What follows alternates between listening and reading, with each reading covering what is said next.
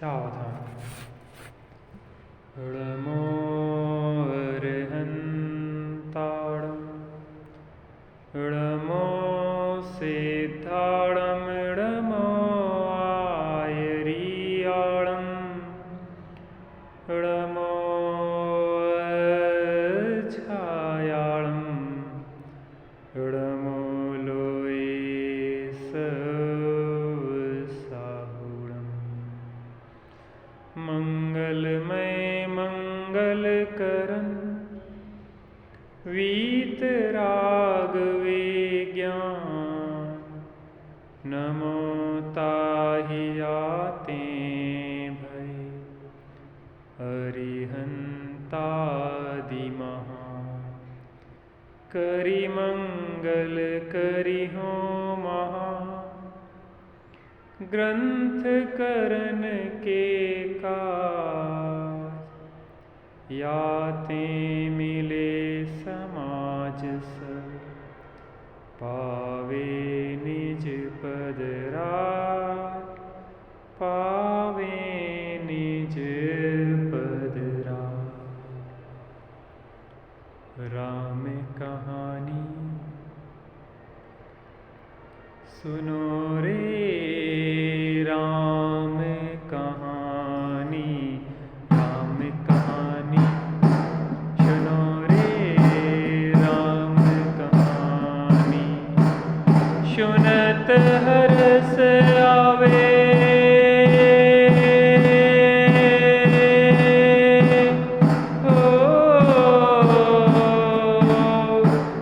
सुनत हरस आवे बीरा की वाणी राम कहानी सुनो रे राम कहानी राम कहानी सुनो रे राम कहानी। श्री राम जय जय राम श्री राम जय जय राम श्री राम जय जय राम श्री राम जय जय राम। दशरथ के राज दुलारे कौशल्या की आंख के तारे ओ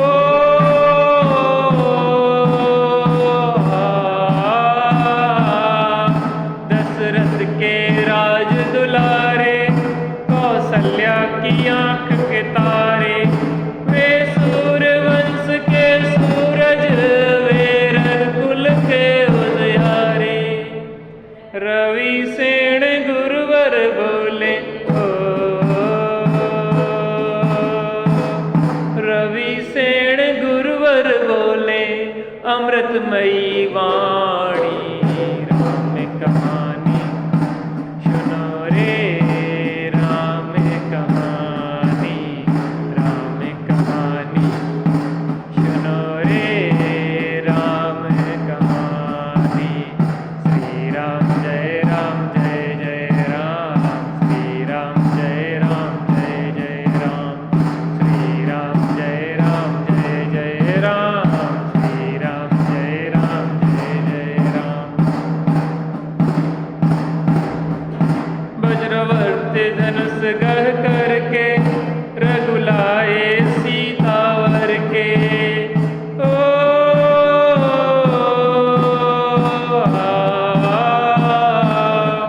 वज्रवर्त धनुष गढ़ करके रघुलाए सीतावर के। घर त्याग हुए वनवासी पित की आज्ञा सिर धर के लखन सियाले संग हो लखन सियाले संग छोड़ी राजधानी सुनो रे राम कहानी राम कहानी सुनो रे राम कहानी। श्री राम जय जय राम श्री राम जय जय राम श्री राम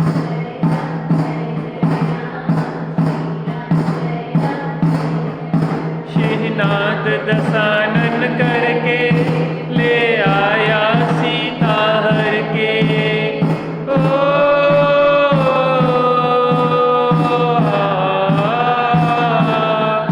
श्रीनाथ दशानन करके ले आया सीता हर के। रघुवर फिरे बन बन में सीता की रटन को रटते। क्षमता धरी सीता ने हो,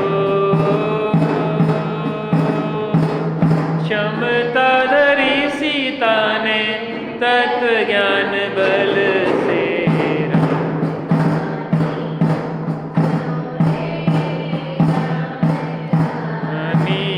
राम कहानी सुनो रे राम कहानी। श्री राम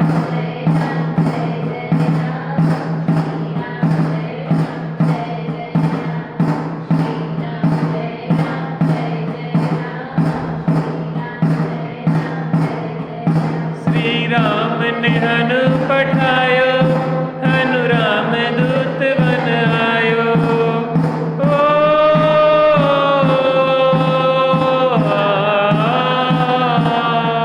श्री राम ने हनु पठायो, हनु राम दूत बन आयो। सीता माँ की सेवा में रघुवर को संदेशा लायो, और संग लायो,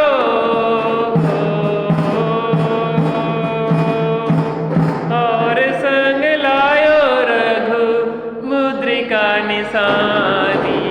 राम कहानी सुनो रे राम कहानी। राम कहानी सुनो रे राम कहानी। श्री राम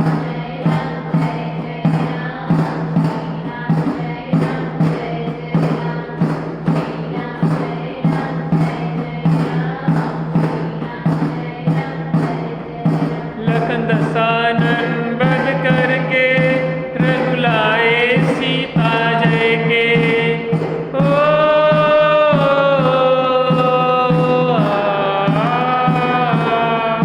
लखन दशानन बध करके रघुलाए सीता जय के।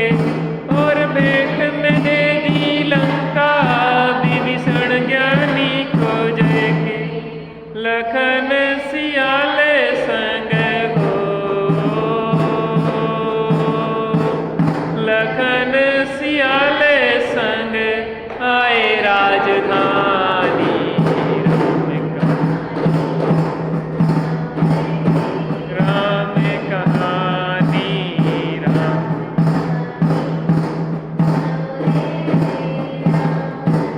सुनत हरस आवे।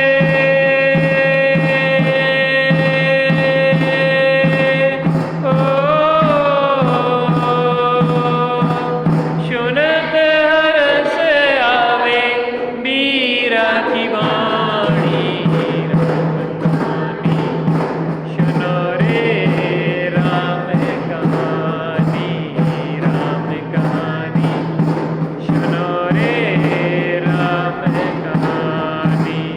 श्री राम जय राम जय जय राम। श्री राम जय राम जय जय राम। श्री राम जय राम जय जय राम। श्री राम जय जय राम। बोलो वीतरागी श्री रामचंद्र की। पापोदय में चाह व्यर्थ है, नहीं चाहने पर भी हो। पुण्योदय में चाह व्यर्थ है, सहजपने मन वांछित। रामचंद्र जी का पाप का उदय था। राज्याभिषेक की सब तैयारियां हो गई थी और अगले दिन राज्याभिषेक होना था, लेकिन राज्य चाहते हुए भी राम को जंगल जाना पड़ा। पापोदय में चाह व्यर्थ है, नहीं चाहने पर। हम प्रतिकूलताएं नहीं चाहते हैं, लेकिन उदय पाप का हो तो प्रतिकूलताएं आ जाती हैं। और पुण्योदय में भी चाह की व्यर्थता है। शायद हम ना भी चाहें तो भी वह अनुकूलताएं स्वयं हमारे द्वारे आके खड़ी हो जाती है।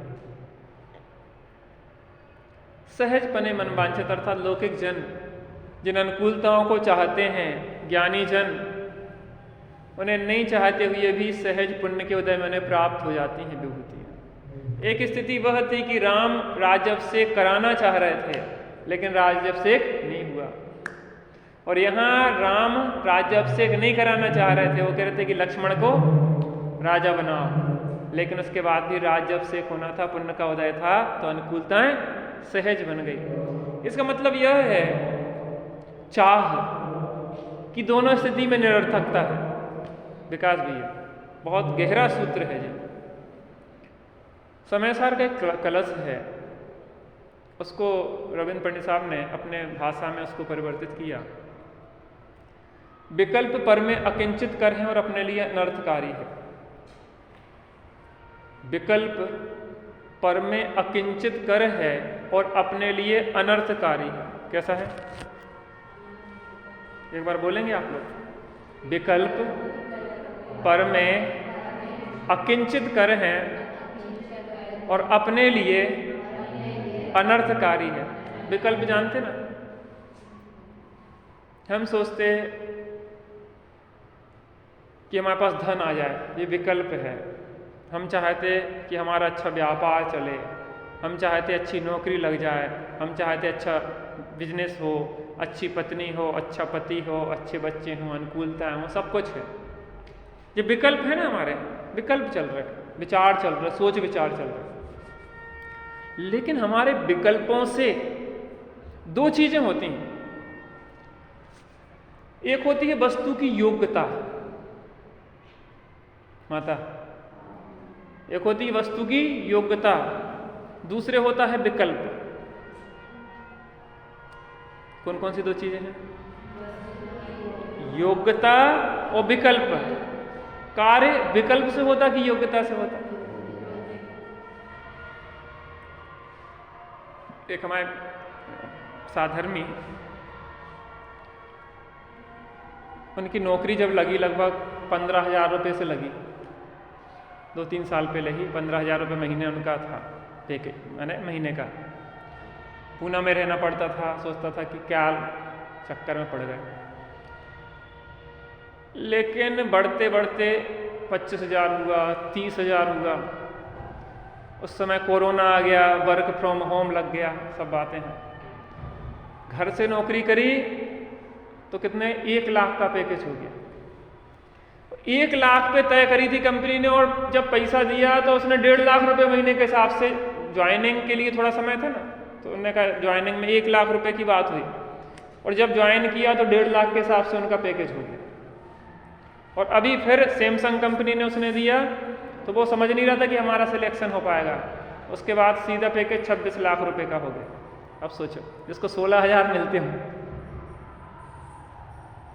उसको 2 लाख रुपए महीने से ज्यादा। ये कौन कर रहा खेल, मैं ये पूछ रहा है।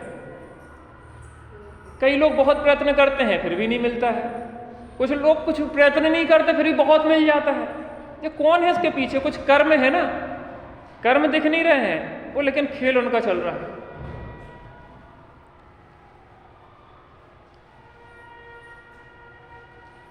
वो हमसे कह रहा था कि भाई साहब, हमें ऐसा लगता है कि जितने जितने हम पैसा आदि मिलते जा रहे हैं, बढ़ता जा रहा है, हम और दुखी होते जा रहे हैं। तुम्हें नहीं लगता? अरे हम सब कहाँ जा रहे हैं, किस दिशा में जा रहे हैं? हमारी सोच एक उल्टी चल रही है। हमने देखने का नजरिया बदल दिया। जैसे शादी विवाह हो रहा है, अब नहीं चाह के भी व्यक्ति को अनाप शनाप खर्चा करना पड़ता है, कोई मतलब नहीं है। अनावश्यक की बर्बादी है कि एक रात में लाखों रुपए बर्बाद कर दो। ये कौन सी समझदारी है? जिसको हमने जी जान एक करके कमाया, दिन रात एक करके कमाया, कितनी तकलीफ और मुश्किलों से कमाया, और उसको एक रात में बर्बाद कर दिया। शोरगुल में खुद परेशान और दूसरों को परेशान, मोहल्ले वाले ही सो पाएंगे। क्या सोच बन रही है। बात ये चल रही थी कि विकल्प और योग्यता दो अलग अलग चीजें हैं। विकल्प और योग्यता। विकल्प हमारे विकल्प से कार्य नहीं होता, कार्य होता है योग्यता से। फिर पता क्या करो सुखी होने का सबसे अच्छा तरीका? दीदी क्या तरीका है? ज्यादा दिमाग नहीं लगाओ। क्या माता, आपने जो जो सोचा था कि हमें बिटिया का ऐसा विवाह करेंगे, ऐसा करेंगे, वैसा करेंगे, ये करेंगे, वैसा सब कुछ हो गया क्या? है? जैसा चाहा था उससे अच्छा हो गया होगा, या जैसा चाहा था उससे कम रह गया होगा, 19 रह गया होगा, 21 हो गया। जैसा चाहा था वैसा तो नहीं हुआ होगा।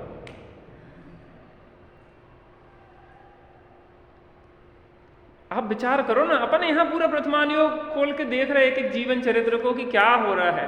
कुछ सोचते हैं होता कुछ है, पूरब की ओर जाते हैं और पहुंच पश्चिम में जाते हैं, स्वर्ग जाना चाहते हो नरक पहुंच जाते हैं। क्या हो रहा?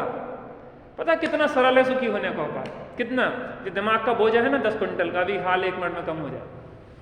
सोचो ही नहीं, फिर क्या करें? जो हो रहा है स्वीकार करो। भैया क्या कहा? सोचो ही नहीं, ज्यादा दिमाग नहीं लगा इस दुनिया में। जो हो रहा है स्वीकार कर। राजपाट मिल रहा है स्वीकार, और वनवास मिल रहा है स्वीकार। सम्मान मिल रहा है स्वीकार, अपमान मिल रहा है। सुख आते हैं, दुख आते हैं, सुख आते हैं,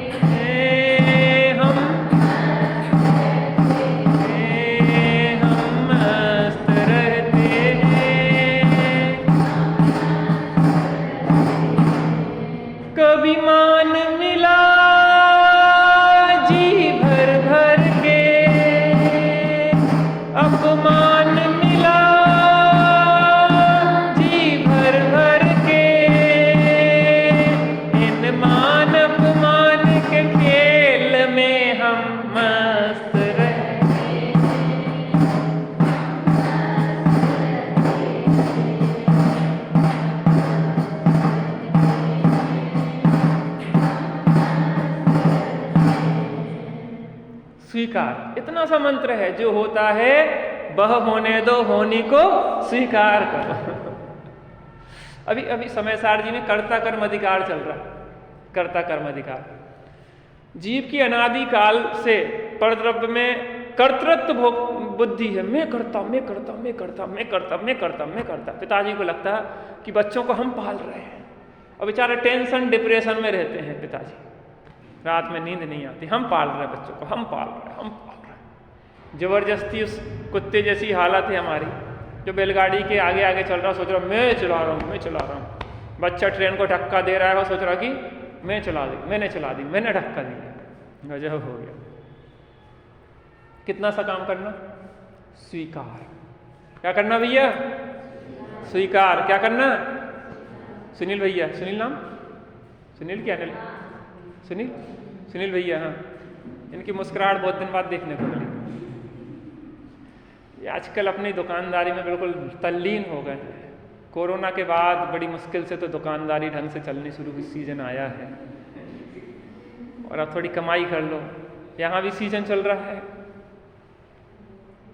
पता है यहाँ जो कमाई होती ना, वहां बैठ के उतनी कमाई नहीं होती। हम यहाँ बैठे, हमारे कितने खर्च बच गए।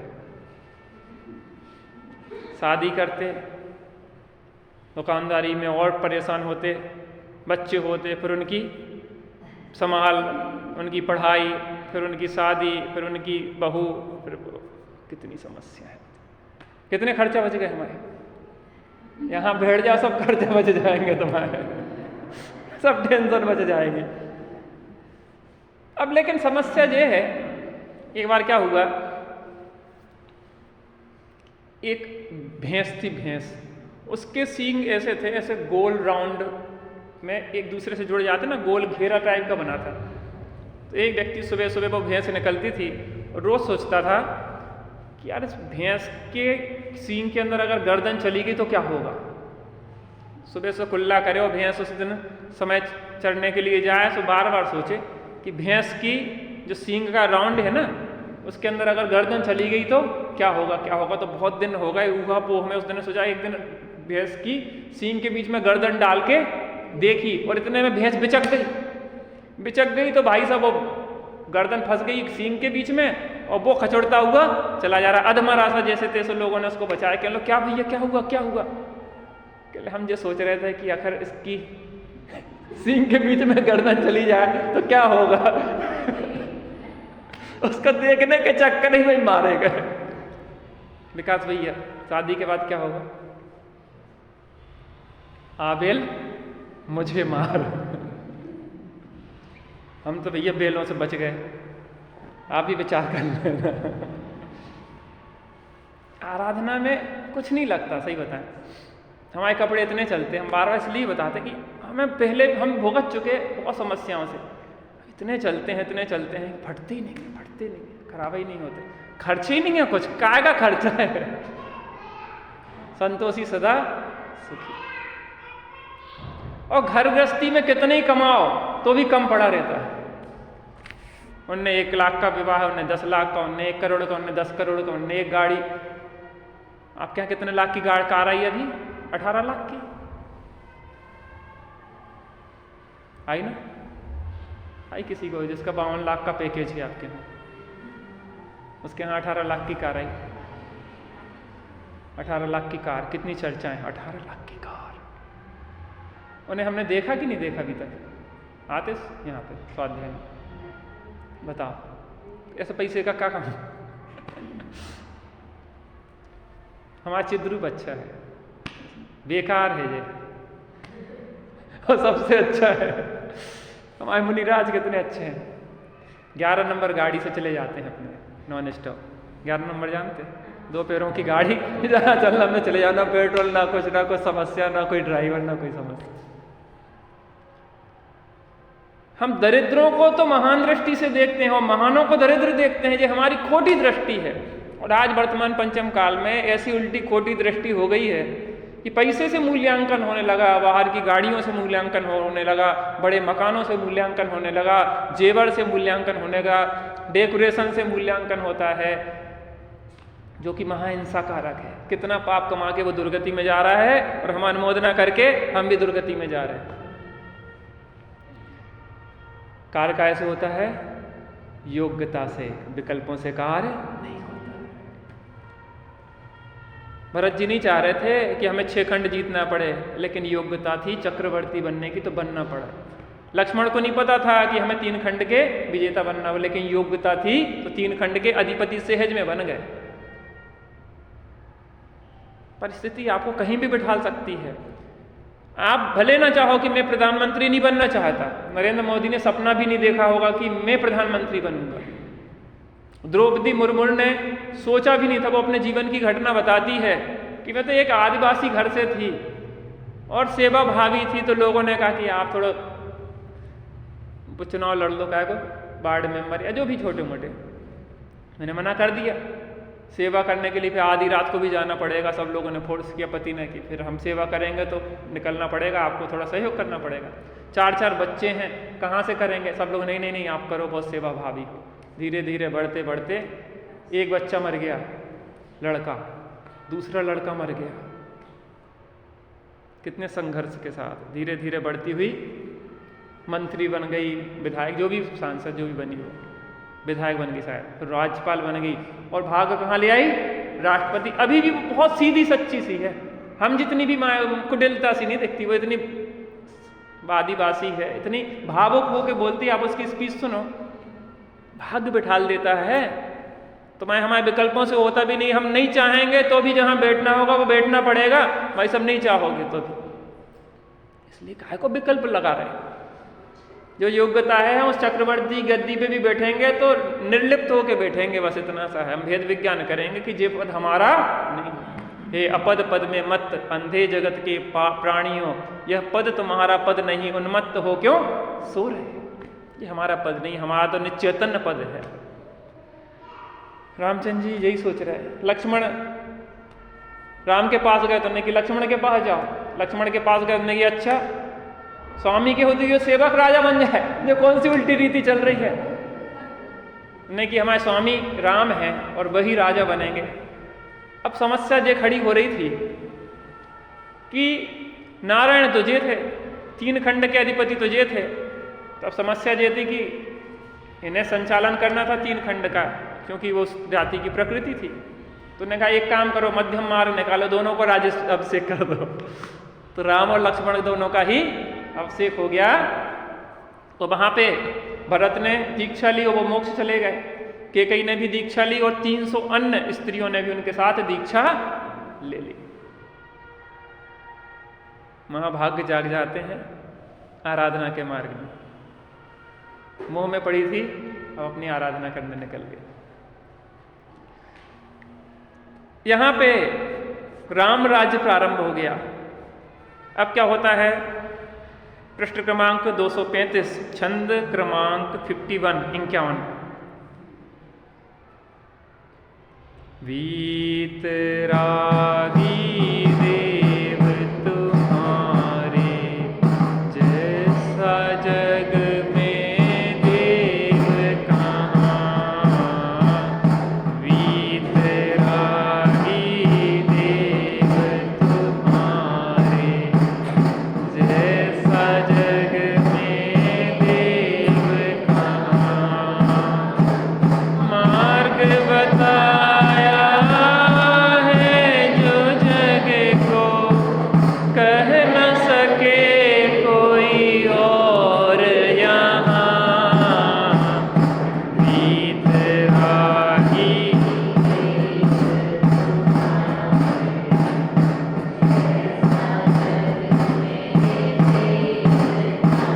इनके शासन में जगती में दुखी न कोई दिखाता। सबको सब कुछ अल्प यत्न से यथा समय मिल जाता। कृषक वर्ग खेती के द्वारा धान्य विपुल उपजाते। वे आनंद सहित औरों को खाते और खिलाते। राम राज्य था, राम राज्य। आज भी राम राज्य को याद किया जाता है। कैसा राम राज्य था उसका यहाँ पे दिग्दर्शन, एक चित्रण दिखाया जा रहा है कि राम के राज्य में कोई भी दुखी नहीं था, सब बड़े प्रसन्न थे, आनंदित थे। और थोड़े से प्रयत्न से ही सबको सब कुछ मिल जाता था। बहुत मेहनत नहीं करना पड़ती थी, मगजमारी नहीं करना पड़ती थी जैसे अपन करते रहते हैं। थोड़ी सी मेहनत की, अपने आराम से सब व्यवस्थाएं। ऐसे देखो आज भी व्यवस्थाएं सहज मिलती है। 2 चीजें होती हैं, एक आवश्यक और एक नेसेसरी और एक लग्जरी। आवश्यकताओं की पूर्ति तो सहज में हो जाती है। आप अगर गरीब स्थिति में हैं तो सरकार भी इतना अनाज दे देती है महीने का कि आप भूखे नहीं रहोगे। 1 रुपये किलो में चावल, 2 रुपये किलो में गेहूं, शक्कर, वो इतनी व्यवस्था सरकार भी देती है कि भूखा कोई भी नहीं रहे।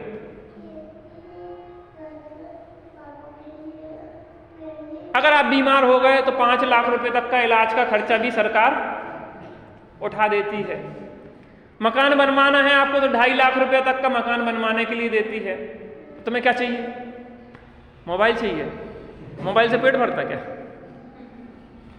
कार चाहिए? कार वाले सबसे ज्यादा परेशान हैं। मेंटेनेंस का ही इतना खर्चा है मनीष भैया, मेंटेनेंस का इतना खर्चा है कि उसकी मेंटेनेंस है। चलाना कितना है, अपने पास टाइम कहाँ है? दुकान छोड़ के जाना किसको है? अब वो 6 महीना रखी रही, बैटरी डिस्चार्ज हो गई, अब बैटरी बदलवाओ, टायर खराब हो गया, टायर बदलाओ। देखो गाड़ी चलती रहे, चलती का नाम गाड़ी है, वो रखी रही तो देखा। अब कार ना हो तो अपन ने फोन किया, भैया कार भेज देना, फटाफट वो आई कार, अपना काम किया, उसकी कार वो जाने। खराब हो गई रास्ता में तो छोड़ के अपन दूसरे में बैठ जाओ,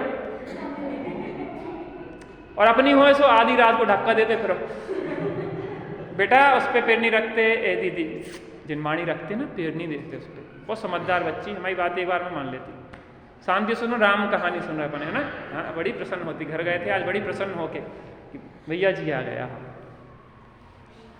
तो हम ये कह रहे हैं अगर किराए की होए तो आप वहीं पे छोड़ के भैया तू संभाल अपनी, हम तो वो निकल गए बस से या हम कुछ से, हम भी बहुत भुगत चुके इन चीज़ों को। कार खराब हो गई, अब धक्का दे दो फिर उसको, रास्ता में खराब हो गई, अब दूसरे की वो सब तो तुम्हारी खराब हो गई, तुम जानो, हम तो दूसरी करके आगे बढ़ जाते। बड़ी समस्याएं हैं, लेकिन क्या है मेरे पास कार होना चाहिए, चाहे परेशानी कितनी हो जाए। ज़्यादा बड़ा मकान, ज़्यादा बड़ी समस्या है। पोंछा लगाने के लिए पोंछे वाली लगाना पड़ेगी, ज़्यादा बर्तन होंगे तो बर्तन वाली लगाना पड़ेगी, ज़्यादा कपड़े होंगे तो कपड़े वाली लगाना पड़ेगी। और फिर उन जिज्जी से हाथ पाँव पड़ा, जिज्जी आ जाइयो, छुट्टी ना लो, हम नहीं तो मर जाएंगे ठंड में ठठुर के। ऐसे हाथ पाँव पड़ते काम वाले। आपके यहाँ तो नहीं पड़ते, आप लोग क्योंकि लगाते नहीं है काम वाले, हमारे यहाँ बहुत दुर्दशा है। भैया जिज्जी कृपा कर दो तनक, जितने प्रेम से सास से बहू नहीं बोलेगी, इतने हाथ पाँव नहीं जोड़ेगी जितने की बर्तन वाली, पोंछा वाली, कपड़े वाली की। अबे भैया बहुत परेशानी चल रही है, अभी छुट्टी ना लो। नहीं नहीं एडवांस दे दो, 5,000 रुपये एडवांस चाहिए। हाँ 5 की जगह 10 ले जाओ, लेकिन काम पे तो आ जाना। इतने नखरे चलते किसके लिए? जो बड़ा मकान, परेशान होने के लिए। झाड़ू पोंछा करते रहो, उसकी सफाई करते रहो। ये पत्थर से कमर दर्द का इसके कारण होता है, इन चिकने ठंडे पत्थरों से। जो कंधे दुख रहे हैं, जो कमर दुख रही है, जो पीठ दुख रही है, जो पैर दुख रहे हैं, जो घुटने खराब कैसे हो रहा है, इनकी कृपा से, मेरी आपकी कृपा से सब बीमार हो रहे हैं। और हम अपने मौत का सामान लगा के समझ रहे हैं कि बहुत अच्छा बहुत अच्छा, क्या टाइल्स मार्बल लग गए हैं। अब पता आदमी को एक नया ट्रेड चला, फार्म हाउस, बने बनाई झोपड़ी जो थी उनको तो तोड़वा रहे हैं और खेत खरीद रहे हैं बड़ा, उसमें एक छोटी सी झोपड़ी बनवाएंगे, नकली झोपड़ी। फार्म हाउस से हमारा, आप देखने चलिए ना, नेचुरल सरसों के पौधे लगे थे तो उसमें तो कुछ आनंद नहीं है, वे विदेशी पौधे मंगाएंगे। हम अभी एक जगह गए थे तो 3 लाख रुपए की तो पौध मंगाई थी अकेली फार्म हाउस के लिए। क्या पागलपन है। राम राज्य आज भी है, लेकिन हमें रावण राज्य में जीने की आदत है। शांति से जीना चाहें तो जी सकते, अभी भी जी सकते, क्या दिक्कत है हमें बताओ ना। रूखी सूखी खाए के और ठंडा पानी पियो, मक्की की रोटी और सरसों का साग, तो सब सुखी थे। और जो कृषक वर्ग थे बड़े प्रेम से धान उगाते थे और बढ़िया प्रेम से सब लोग उसे मिलजुल के खाते थे, कोई दिक्कत नहीं थी। पता हाँ, ज़्यादा फसल के पीछे कीटनाशक और खाद, कौन कौन सी केमिकल से क्या क्या डाल रहा है, और सब जहरीला होता जा रहा है। सोच ही बदल गई, ज़्यादा कमाई ज़्यादा कमाई ज़्यादा कमाई, ज़्यादा फसल ज़्यादा फसल। यहाँ इनने परिणाम खराब किए, वहाँ उनने परिणाम खराब किए। एक किसान गांव का शहर गया, सो शहर जाके एक किराने की दुकान पे गया, सो उसने गुड़ खरीदा। तो उनने क्या है, सेठ जी का जो बांट था वो 5 किलो की जगह 4.25 किलो का था। तो उसने 5 किलो गुड़ लिया तो कितना पहुंचा उसके पास? 4.25 किलो। तो उसने सेठ जी ने पूछा, कहा भैया किसान आदमी, तुम्हारे पास गाय वगैरह को घी है? हाँ सेठ जी बढ़िया अच्छा शुद्ध घी है। नहीं हो, एक काम करिए 5 किलो घी लेता ही हो। घी 5 किलो, तो वो घी ले आया 5 किलो, से 4.25 निकला। नहीं जब 4.25 कैसे कहने, महाराज हमारे पास तो कछु बांट माट हते नहीं, सो आपकी जो परिया ले गए थे ना वह 5 किलो की, तो एक तरफ परिया और एक तरफ घी।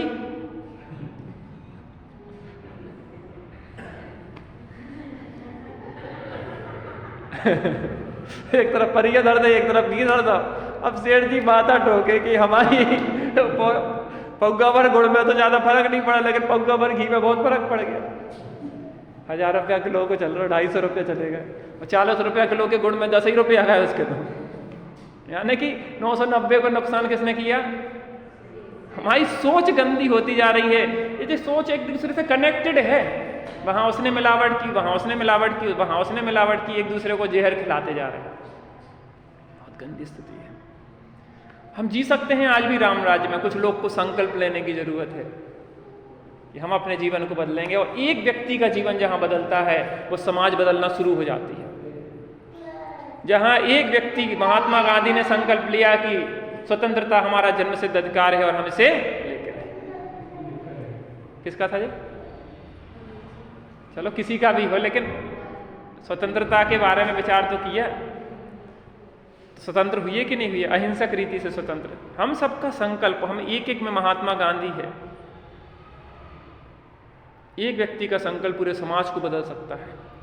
आप अपने से अच्छाई की शुरुआत करो, समाज धीरे धीरे अच्छी होने लग जाएगी।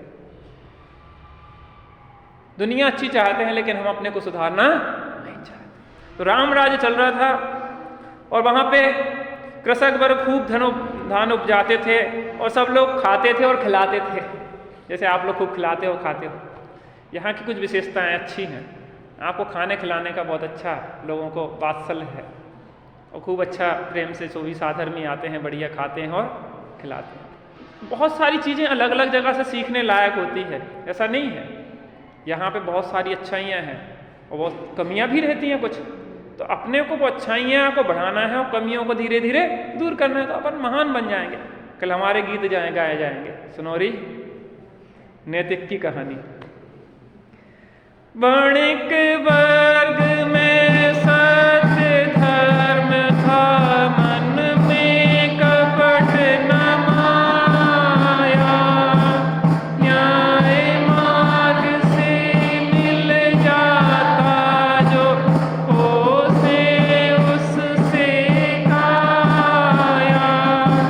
क्षत्रिय वर्ग दुखित मन जो की रक्षा में था तत्पर, दिन कारण हथियार कभी भी चलता नहीं किसी। बणिक माने वैश्य वर्ग जो था, व्यापार धंधा करता था तो वो बिना छल कपट के करता था। ईमानदारी, न्याय नीति से सब काम चलते थे। भैया तुम्हारे पास गल्ला है, हमारे पास सामान है, बदल लो। इतनी सहज व्यवस्थाएं हैं, कोई ज़्यादा नाटक की जरूरत है ही नहीं है। पहले के ज़माने में बढ़िया गाय भैंसें होती थी, उनसे क्या करते थे, दूध आदि निकलता था, उसी से घी बन जाता था, उसी से छाछ हो जाता था। घर में सूत काट लेते थे और अच्छे मोटे सूत के कपड़े अपने पहनते थे। खेती होती थी, खेती में से चारा आ जाता था, जानवर उस चारे को खा लेते थे। भूसे चारे, तेल वगैरह हो जाते थे तिली के, तो खली वगैरह उनके काम आ जाती थी। तेल घर में ही, घी घर में ही, तेल घर में, अनाज सब कुछ हो जाता था। और थोड़ी बहुत कोई ज़रूरत पड़ी तो भैया गल्ला दे दिया, वहाँ से वो सामान ले दिया। इतनी सहज व्यवस्था थी, इतनी नाटकीयता की जरूरत क्या है। तो जो वैश्य वर्ग था वो कैसा था, बहुत ईमानदार था, छल कपट नहीं था। न्याय से जो मिल जाता था उससे, न्याय नीति से अपनी काया को पोस लेता था, घर गृहस्थी शांति से चलाता था। जो क्षत्रिय वर्ग था वो भी किसी को अनावश्यक नहीं सताता था। जो बुरे लोग होते थे उन्हें दंड दिया जाता था, बाकी अनावश्यक शोषण नहीं होता था। आज तो क्या होता है कि सैनिक होते हैं, निर्दोष लोगों का भी शोषण करते हैं, निर्दोष लोगों को भी मार डालते हैं, प्रताड़ित किया जाता है, शोषण किया जाता है। जैसे यूक्रेन में नहीं हुआ था, रूस के लोग गए और वहाँ के बेचारे निर्दोष जनता को कितनी दुर्दशा की थी कि आप विचार नहीं कर सकते। जबकि आपको अधिकार नहीं है कि जनरल पब्लिक को आप हाथ भी लगाएं। आज तबाही मचा दी है, एक व्यक्ति की हट ने तबाही मचा दी। जी आज की दशा है, पहले जमाने में ऐसा नहीं था, अनावश्यक किसी निर्दोष को सताते नहीं थे। प्रेम भाव से विप्र वर्ग भी पूजा पाठ कराता, संतुष्ट हृदय उनका, मन में लोभ नाता, नहीं रही भरमार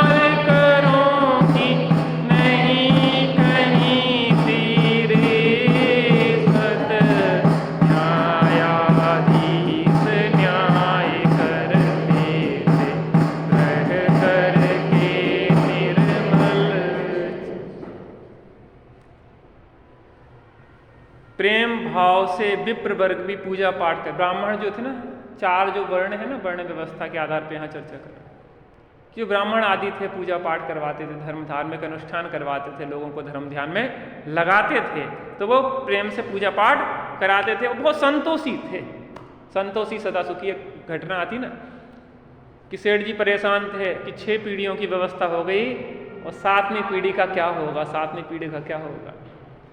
सेठानी का कहा कि महाराज सेठ जी नरक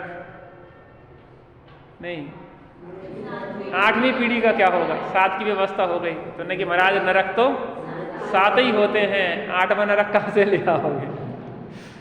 तो उनने, सेठानी चतुर थी, तो उनने कहा कि एक काम करो, बाहर एक ब्राह्मण देवता रहते हैं, जे सीधा दिया, सीधा सीधा माने भोजन सामग्री। तो सुबह से लेके पहुंच गए, तो उन्होंने अपनी ब्राह्मणी से कहा कि देखो कि कोई दे तो नहीं गया सीधा आज का।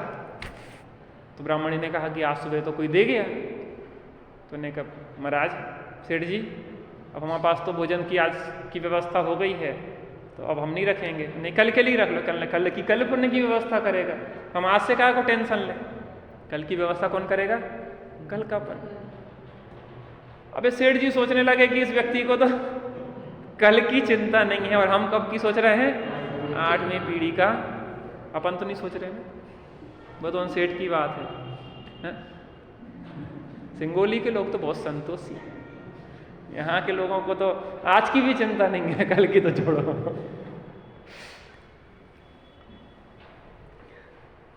और टैक्स आदि जो थे, कर आदि बहुत कम थे, जिसमें कि किसी प्रकार को कोई दिक्कत नहीं थी। न्यायाधीश न्याय पूर्वक न्याय करता था, कोई मुंह देखी न्याय नहीं होता था कि किसके पक्ष में करना हो किसके पक्ष में नहीं करना।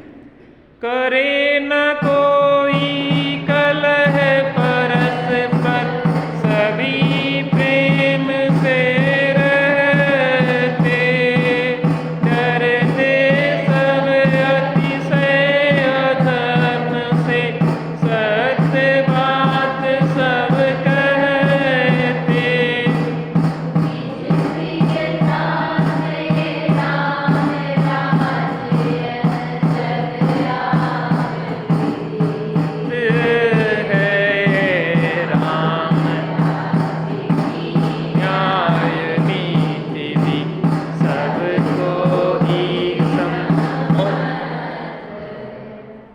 कोई परस्पर में कलह नहीं करता था, क्लेश नहीं करता था, सभी कैसे रहते थे, बड़े प्रेम से रहते थे, और अधर्म से डरते थे और धर्म में लगते थे। सब सत्य के मार्ग पे चलने वाले थे, और निज प्रियता से राम राज्य यह जग आज विदित है।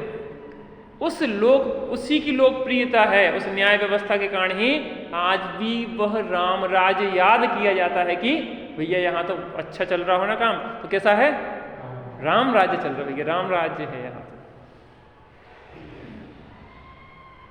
और उस राम राज्य की न्याय नीति से सभी लोग सम्मत थे, संतुष्ट थे। अब क्या हुआ कि राम लक्ष्मण तो वहां पे राजा बन गए, लेकिन शत्रुघ्न जो था, भरत तो दीक्षा लेके चले गए, लेकिन कौन था, शत्रुघ्न। तो शत्रुघ्न से कहा कि भाई तुम कहाँ का राज्य लेना चाहते, क्या चाहते हो। तो वहां पे शत्रुघ्न से पूछा, हे शत्रुघ्न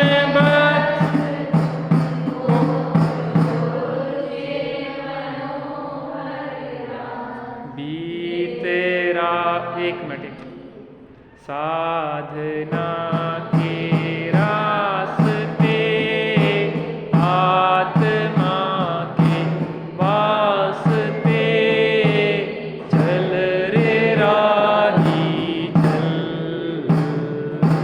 चल रे राही चल। हे शत्रुघ्न से तुमको जो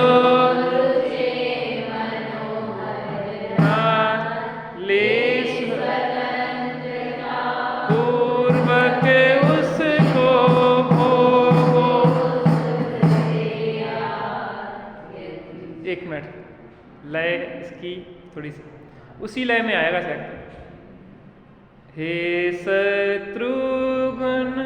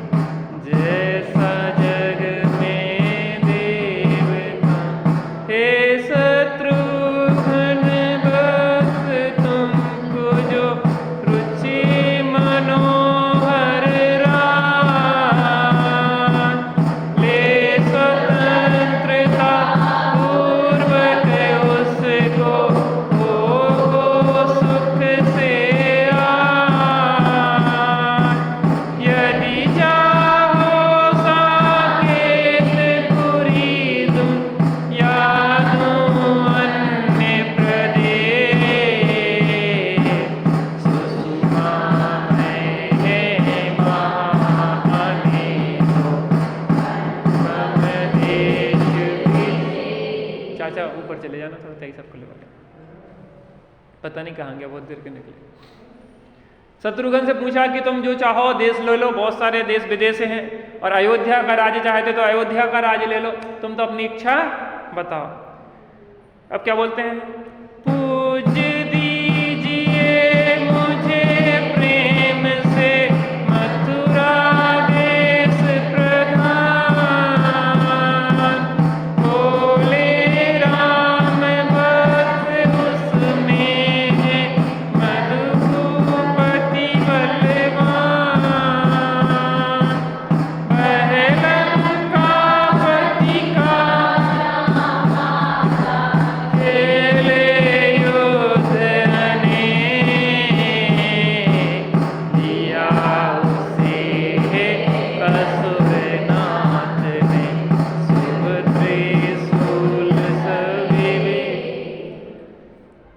समस्या क्या होती है, कुछ लोगों को थोड़ी सी जहाँ परेशानी हो वो चीज़ें ज़्यादा अच्छी लगती हैं।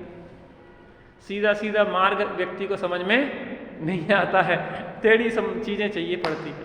जैसे कि सीधा सीधा मुक्ति का मार्ग है तो हमें वो समझ में नहीं आता। हम क्या चाहते हैं, संसार के चक्कर काटना, जिसमें कि आज तक किसी को सफलता नहीं मिली। तो सब बहुत सारे देश थे, लेकिन शत्रुघ्न कह रहे मुझे तो मथुरा चाहिए। नहीं, तुम जिद नहीं करो, वहाँ पे मधु नाम का राजा रहता है, वो लंकापति का जमाई है, महाशक्तिशाली है, त्रिशूल नाम का उसके पास आयुध है जो चमरेंद्र ने दिया था। चमरेंद्र ने त्रिशूल नाम का आयुध दिया था, जिसकी शायद 1000 कितने देव रक्षा करते थे। ऐसा आयुध उसके पास है, तुम उससे कैसे जीतोगे? वो महाबलशाली महाप्रतापी है, तुम जिद छोड़ो, दूसरा कोई स्थान ले लो। लेकिन वो क्या कहने लगे, देवों में वह दुर्निवार है, निज परिजन मेरा, मधुसूत वीर रिपुजन विफल सुया, मथुरा को तज अन्य देश की हो जिसकी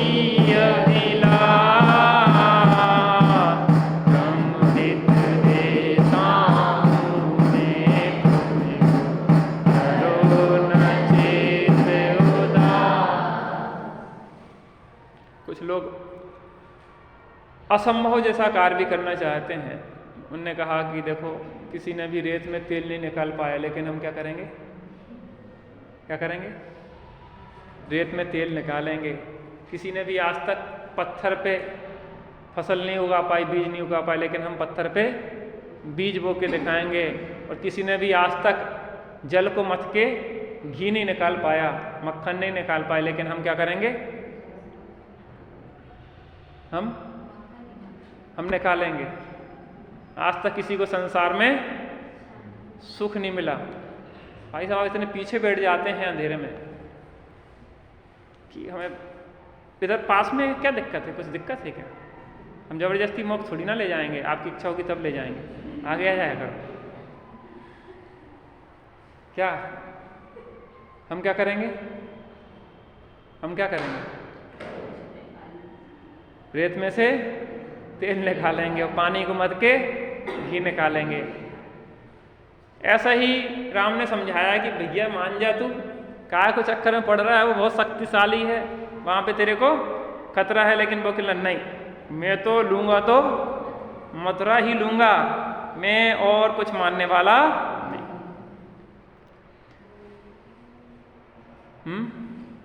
बोला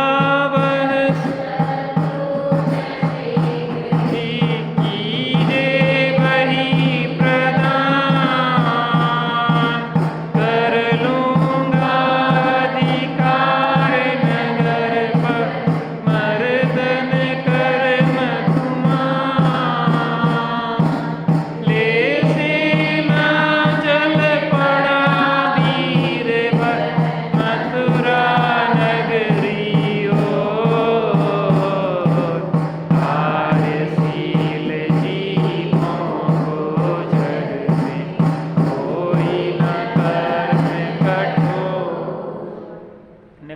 भैया, आप उसकी चिंता नहीं करो कि मिलेगा कि नहीं मिलेगा, वो मैं ले लूँगा, आप तो बस इजाज़त दे दो कि तुम मथुरा को ले लो। अब कहने तुम जिद करने लगे हो तो ठीक है, लेकिन मैं तुम्हें सग्रावर्त धनुष देता हूँ। कौन सा धनुष? कौन सा धनुष है ये? किसने उठाया था? राम ने उठाया था वज्रावर्त, तो लक्ष्मण ने उठाया था सग्रावर्त। तो वो सग्रावर्त नाम का धनुष दिया और अग्निमुख बाण दिए, और जो कृतांत वक्र सेनापति था उसको भी साथ में भेज दिया, कि महाप्रतापी था कृतांत वक्र। कृतांत वक्र जब सीता को जंगल में छोड़ के आया तो कितना दुखी हुआ कि मुझे ऐसा दुष्कृत्य करना पड़ रहा है जो मैं नहीं चाहता। ये पराधीनता है कि मैं माता सीता को निर्दोष जानते हुए भी मुझे छोड़ना पड़ रहा है, अब मैं इस पराधीनता को दूर करूंगा। और कृतांत वक्र ने कहा कि स्वामी, मैं आपके सेनापति पद से इस्तीफा देता हूं और मैं अब मुनि बनके अपनी जंगल में साधना करूंगा। मुझे ऐसी पराधीनता नहीं चाहिए जिससे कि मुझे गलत का भी साथ देना पड़े। आप चले जाते ना चाचा। कौन गया? कौन से भैया? विकास भैया तो पता नहीं कहाँ गए, ऊपर है। चलो कोई बात नहीं, अपन को राम कहानी है। राम कहानी तो रात भर चलती रहे। हमारे विमल चाचा को बहुत पसंद है हमारी राम कहानी। ऐसा लगता है कहने लगी ऐसी जैसे चलती रहती ना भागवत कथा, वैसे ही इन्हें बहुत आनंद आता है राम कहानी में।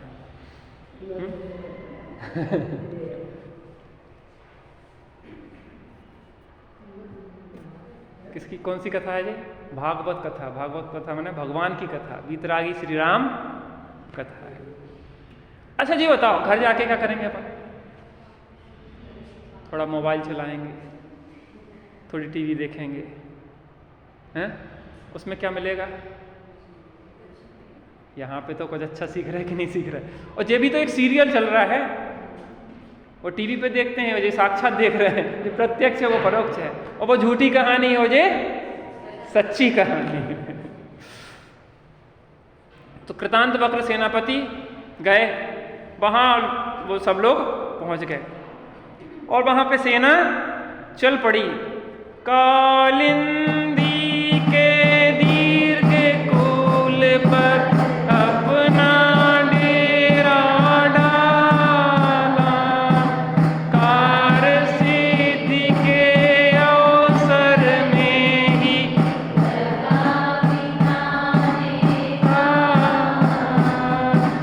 गुप्तचरों द्वारा नगरी का जान लिया वृतांत।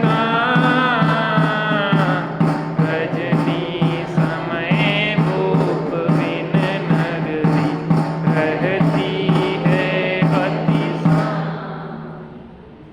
तो कुछ बच्चे चले जाते ना अभी कथा के बाद, अगर समय हो तो अभी जीवन पथ दर्शन चल रहा बहुत अच्छा, हमारे जीवन के पथ का प्रदर्शन करने वाला। उसमें बहुत सारे विषय हैं। युवाओं के लिए किस प्रकार से युवाओं को अपनी सोच रखना चाहिए, बच्चों के लिए निर्देश, पति के लिए निर्देश, पत्नी के लिए निर्देश, किस किस प्रकार के व्यवहारिक कार्य करें, मकान कैसे बनाए, ये सब चीज़ें बहुत अच्छी अच्छी उसमें हैं। माने बहुत सरल विषय है, बहुत जीवन उपयोगी चीज़ें हैं। रविंद्र जी पंडित जी द्वारा लिखी जीवन पथ दर्शन पे यही सब का चल रहा है। समय हुआ करे, हम ये नहीं कह रहे पढ़ाई करना पड़ती, जो भी है तो वो बात अलग है, लेकिन समय हो तो थोड़ा उसको समझने का प्रयत्न करें अपन, बड़ा मजा आएगा। आत्म राम आत्म राम आत्म राम आत्म राम, तू ही है ज्ञाता दृष्टा, तू ही है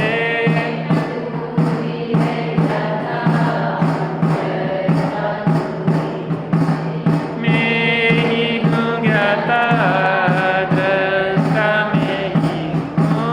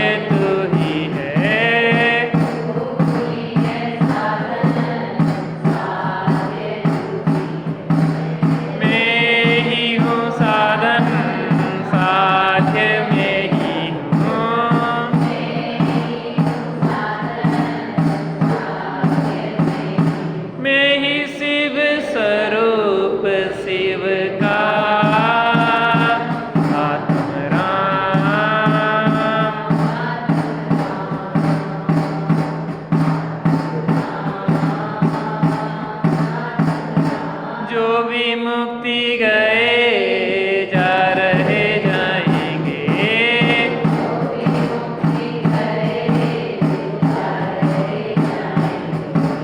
जो भी मुक्ति गए जा रहे जाएंगे।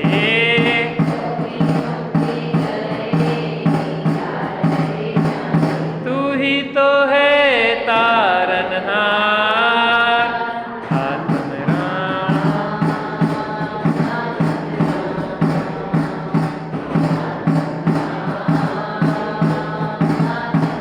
जग में साचो शरणधाम, आत्मराम आत्मराम आत्मराम आत्मराम। बोलो वितराग श्री रामचंद्र की। कार परमात्मा भगवान राम की, कारण परमात्मा आत्मा राम की। हम सभी कारण परमात्मा से कार परमात्मा रूप परिणित हो इसी मंगलमय भावना से।